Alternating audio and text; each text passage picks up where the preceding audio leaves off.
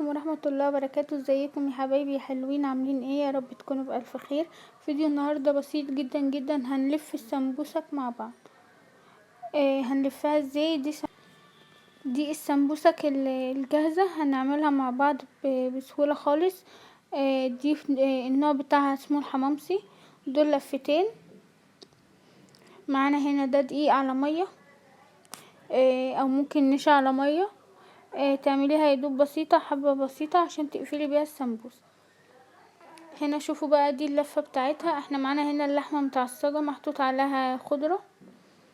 بتلفيها مثلث الاول من تحت خالص، وبعد كده بتحطي فيها معلقة على قد السمبوسة بتاعتك، الورقة بتاعتك، وبتكملي الورقة مثلث.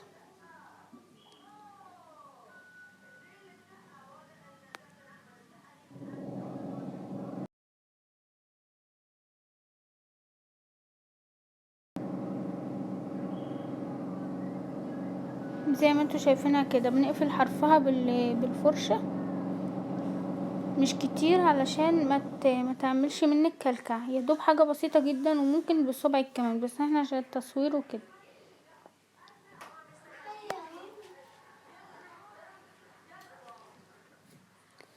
هنا دي تاني واحدة اهيت، احنا بنعملها معاكم واحدة واحدة. بتلفيها برضو مثلث من تحت، وبعد كده تحطي فيها اللحمة.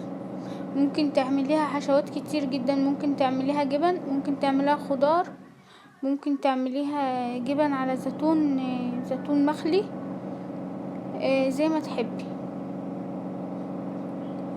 ممكن تعمليها بطاطس محمرة برضو زي ما تحبي.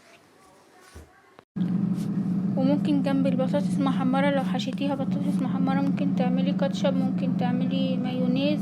الاكل اذواق يا جماعة، محدش يربط نفسه مثلا ان دي مثلا طريقة السمبوسة ايوه تعمليها زي كده خلاص.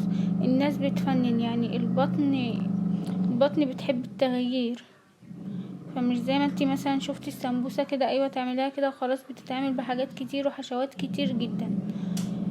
انتي وذوقك، انتي زي ما بتدخلي المطبخ ممكن تفنني زي ما انتي عاوزة.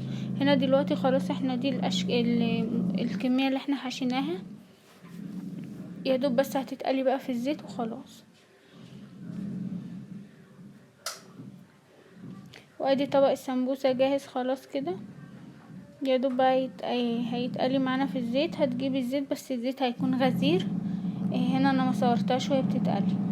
زيت يكون غزير عشان تاخد منك اللون كويس، ما تبقاش غامقه من حته وفاتحه من حته، وما بتغيبش معاكي يعني يا دوب بالظبط 5 دقايق في الزيت بتاعك وبتطلع. ادي شكل السمبوسه بتاعنا. يا رب يكون الفيديو عجبكم.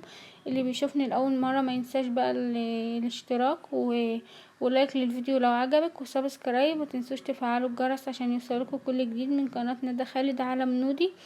وكل عام وانتم بالخير. دمتم في رعاية الله، ومع السلامة.